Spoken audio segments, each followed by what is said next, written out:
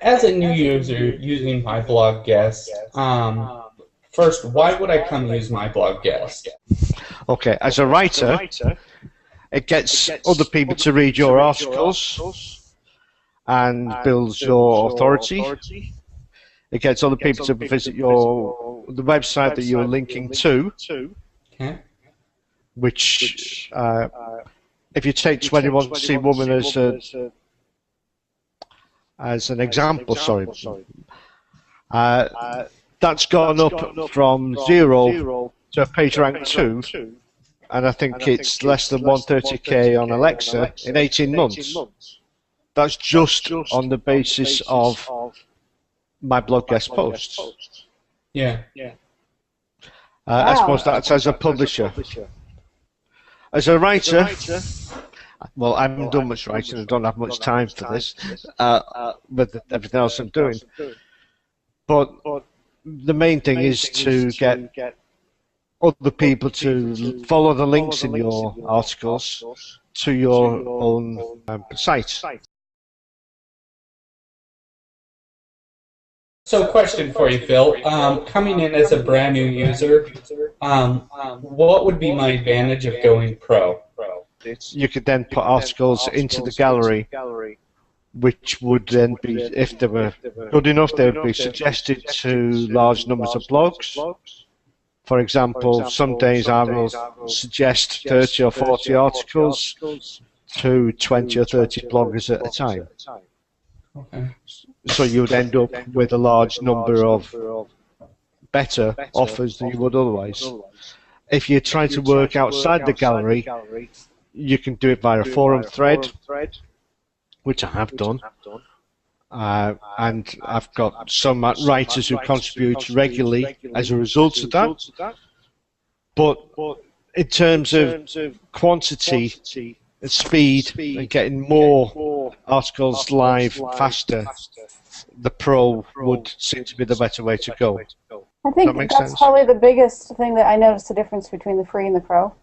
Is the ease of use to be able to write articles, and when you're really busy, it's nice to be able to write it and put it in the article galley and let it flow its course rather than all the extra networking. I mean, networking is excellent, and you still get that using the pro, but you have to do that extra work as far as trying to connect with people and suggest it. Maybe it doesn't work for that blog, so now you've got to contact somebody else, and the article gallery just makes it so much easier. Yeah, it's multi-threaded. You can do 20 at a time instead of 1 at a time. Oh, as far as, okay. I was like, wait, multi-threaded. I'm thinking through as far as, because it is out there in the gallery and it's available to an audience rather than just the one. Yeah. Makes sense. A good question. Another question, what are some tips and tricks that you have for new users that are just joining my blog guest? Write for people. Have an angle. Rather than just a descriptive thing, try to think of a problem that your article is going to solve.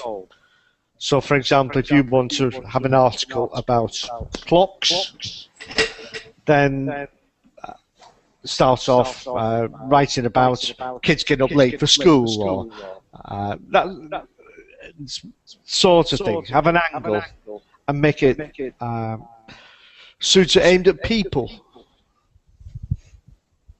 That's the most important thing. Human interest rather than of interest to a dog or something. Yeah. If you can come up with a good title, that'll really help. Okay, what are popular titles or recommendations for titles that help them, gain that extra edge? There was one on the list yesterday in the Twitter chat, and it was about home security.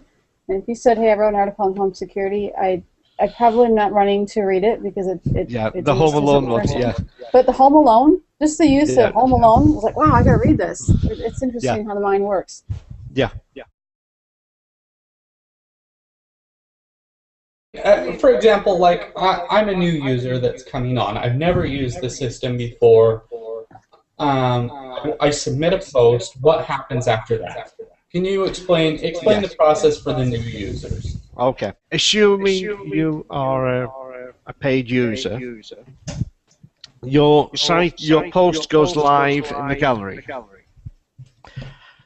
It goes to the top, underneath the pinned ones, which are the ones with the red flamey thing. Those are particularly good posts. So your article then is then knocked down the list by ones which are submitted after that. Okay. Normally, the moderators will start on page 1 and will check out the post, make sure it's alright, make sure there's no issues, and if there are, then they'll hide it.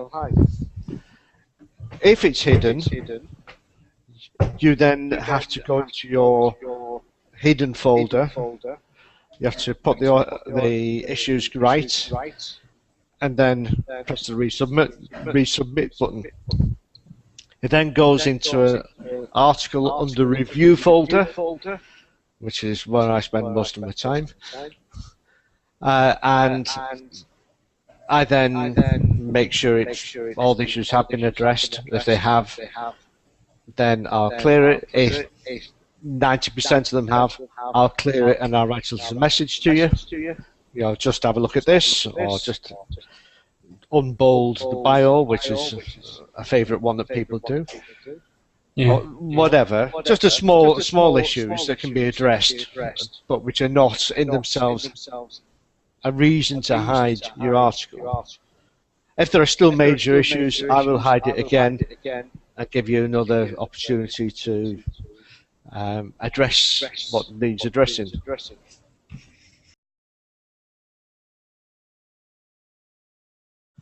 The main thing is nobody expects anyone to do it perfectly. Yeah. But if you've been given suggestions as to how it can be improved, then it would be nice if people followed those suggestions. And learn so that the next time. The main problems comes when people are not writing in good English, where they insist on paying cheap writers who don't have the English writing skills to write in anything approximating to US or UK English, and I've had some I of have to those. keep hiding them. And writing, you know, please have this edited by UK/US editor, or something similar. You know, needs to read as though written by UK/US editor. If you're going to hire a writer, hire somebody who can write in good English, please. Through the natural linking and there's a lot of talking in the natural linking that it flows and it doesn't all of a sudden, you know, you're talking about apples and now you're talking about spaceships. I think sometimes people have this keyword link that they want to fit in, and they force it into a sentence rather than structuring a sentence around that link. You know, they might want to link with apples fall down, so they just have a sentence with apples fall down stuck in the middle of it, so it doesn't flow. Right. So in other words, there's nothing wrong with trying to work your keyword in, just make sure it flows naturally and not. Correct. It has to read as good English.